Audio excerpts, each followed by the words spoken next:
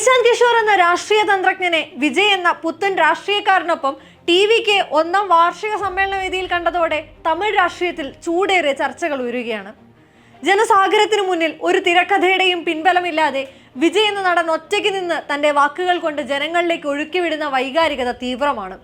N നെഞ്ചിൽ കുടിയിരിക്കുമെന്ന വാക്കു പറഞ്ഞ് അവസാനിപ്പിക്കുന്നിടത്ത് ഉയരുന്ന ആരവം മിനിറ്റുകൾ നീണ്ടു നിൽക്കുന്നത് ആ നടൻ ജനങ്ങളിൽ ചെലുത്തുന്ന സ്വാധീനത്തിന്റെ തെളിവാണ്. ഒരു രാഷ്ട്രീയ പ്രവർത്തകനായി വിജയ് എത്തിയപ്പോൾ ഈ പെർഫോമൻസുകൾക്കപ്പുറം വിജയ്ക്ക് എന്ത് രാഷ്ട്രീയമാണുള്ളത്? എങ്ങനെയാണ് രാഷ്ട്രീയത്തിൽ യാതൊരു പരിചയവുമില്ലാത്തൊരുവൻ അടുത്ത് വരാനിരിക്കുന്ന തിരഞ്ഞെടുപ്പിൽ മുഖ്യമന്ത്രി സ്ഥാനം സ്വപ്നം കാണുന്നത് എന്ന ചോദ്യങ്ങൾക്ക് മഹാബലിപുരത്ത് നടന്ന സമ്മേളനവും പ്രശാന്ത് കിഷോർ വിജയ് കൂട്ടുകെട്ടും മറുപടി നൽകുന്നുണ്ട്. മാധ്യമങ്ങൾ എന്നെ വിളിക്കുന്നത് ഒരു രാഷ്ട്രീയ തന്ത്രജ്ഞൻ എന്നാണ്. പക്ഷേ ഞാൻ ആ സ്ഥാനത്ത് നിന്നും റിട്ടയർമെന്റ് പ്രഖ്യാപിച്ചിട്ടുണ്ട്. ഒരു സ്ട്രാറ്റജിസ്റ്റ് ആയല്ല വിജയ്ക്കൊപ്പം നിൽക്കുന്നത്.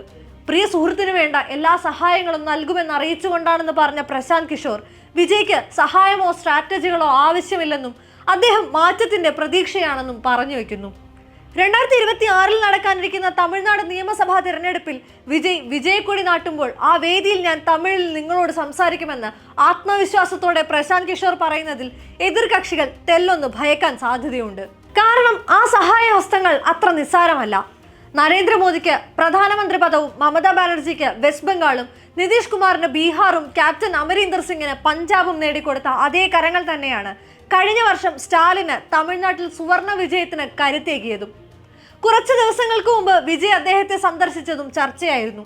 പ്രശാന്ത് കിഷോറിന്റെ രാഷ്ട്രീയ പാർട്ടിയായ ജൻസുരാജുമായോ തമിഴ് രാഷ്ട്രീയത്തിൽ പ്രതാപം കെട്ടുകൊണ്ടിരിക്കുന്ന ADMK ആയോ വിജയ് സഖ്യമുണ്ടാക്കുമോ എന്ന ചോദ്യങ്ങളാണ് അന്നുയർന്നത്.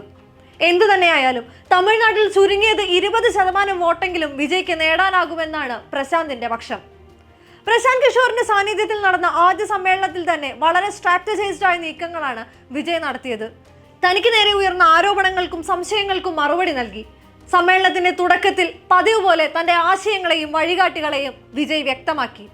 കഴിഞ്ഞ വർഷം ഒക്ടോബറിൽ വില്ലുപുരത്ത് വെച്ച് നടന്ന പാർട്ടി സംസ്ഥാന സമ്മേളനത്തിൽ തന്റെ രാഷ്ട്രീയ സൈദ്ധാന്തികർ തന്തേ പെരിയാറും BR അംബേദ്കറും K കാമരാജും വേലു നാച്ചിയാരും അഞ്ജലി അമ്മാളുമാണെന്ന് പ്രഖ്യാപിച്ചിരുന്നു. എന്നാൽ തന്റെ പാർട്ടിയെ ഏതെങ്കിലും ഒരു ഐഡിയോളജിയിൽ തളച്ചിടാൻ തയ്യാറല്ലെന്ന് പറഞ്ഞ വിജയ് മഹാബലിപുരത്ത് നടന്ന സമ്മേളനത്തിൽ തന്റെ വഴികാട്ടികളുടെ കോർ വാല്യൂസിൽ, അതായത് സെക്കുലർ സോഷ്യൽ ജസ്റ്റിസ് ഐഡിയോളജികളിലാണ് പാർട്ടി അടിയുറച്ചിരിക്കുന്നതെന്ന് വ്യക്തമാക്കി. രാഷ്ട്രീയത്തിലേക്ക് ആർക്ക് വേണമെങ്കിലും വരാം, അത് വന്ന് ഒരു ജനനായക ഒരുമയെന്ന് ചൊല്ലുവാങ്ക. ஆனா மக்களுக்கு ரொம்ப பிடிச்சு போன ஒருத்தன் அரசியலுக்கு வந்தா அது கண்டிப்பா நல்லவங்க எல்லாம் வரவேற்பாங்க.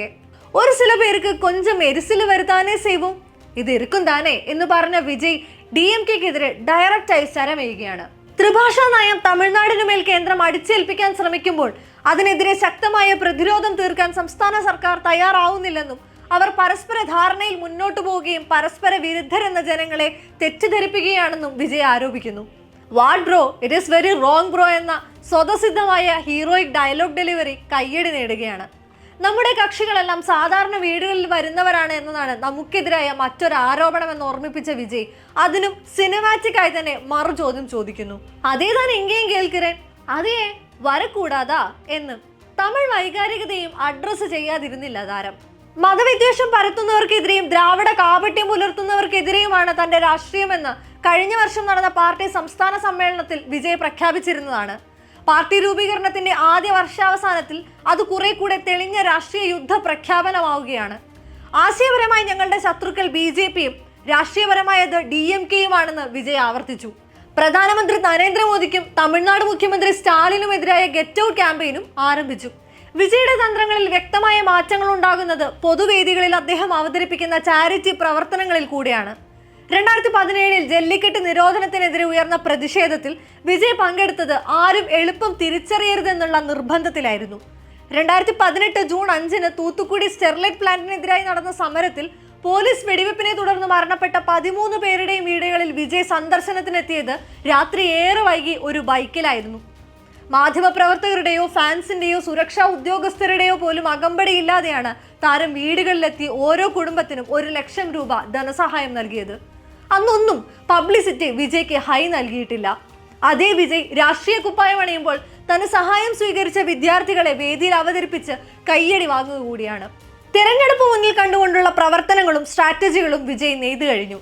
ശരീരഭാഷയിലും സ്വതവേയുള്ള പതിഞ്ഞ ശബ്ദത്തിലും മാറ്റം കൊണ്ടുവരുന്നുണ്ട് വിജയ്. മാർച്ചോടെ അഭിനയത്തിൽ നിന്നും നീണ്ട ഇടവേളയിലേക്ക് കടക്കുന്ന വിജയ്ക്ക് മാറുന്ന രാഷ്ട്രീയ ഭൂമികയിൽ MGRും അണ്ണാദുരയുമാണ് മാതൃക. 1967 DMK സ്ഥാപകൻ CN അണ്ണാദുരയുടെയും 1977 ADMK സ്ഥാപകൻ MG രാമചന്ദ്രന്റെയും പിന്നിൽ അതാത് പാർട്ടികൾ നിയമസഭാ തെരഞ്ഞെടുപ്പിൽ വൻ വിജയം നേടിയപ്പോൾ പിന്നിൽ നിന്നത് യുവാക്കളാണെന്നും അതേ ചരിത്രമാണ് 2026 തിരഞ്ഞെടുപ്പിൽ തമിഴ് വെട്രി ഘടകം ആവർത്തിക്കാൻ പോകുന്നതെന്നുമാണ് വിജയ് അണികൾക്ക് നൽകുന്ന പ്രത്യാശ. DMKയുടെ ഭരണ തുടർച്ചയ്ക്ക് വിലങ്ങിടാൻ മാത്രം കരുത്ത് ADMKക്ക് ഇല്ലാതാവുന്നെന്ന വിലയിരുത്തലുണ്ടാകുമ്പോൾ BJP തമിഴ് രാഷ്ട്രീയത്തിലേക്ക് ഒരു ഓപ്പണിങ്ങിന് ശ്രമിക്കുമ്പോൾ വിജയ് പ്രശാന്ത് കിഷോർ കൂട്ടുകെട്ടിൽ അതിന്റെ വിധി എന്താകുമെന്ന് കാത്തിരുന്നറിയണം.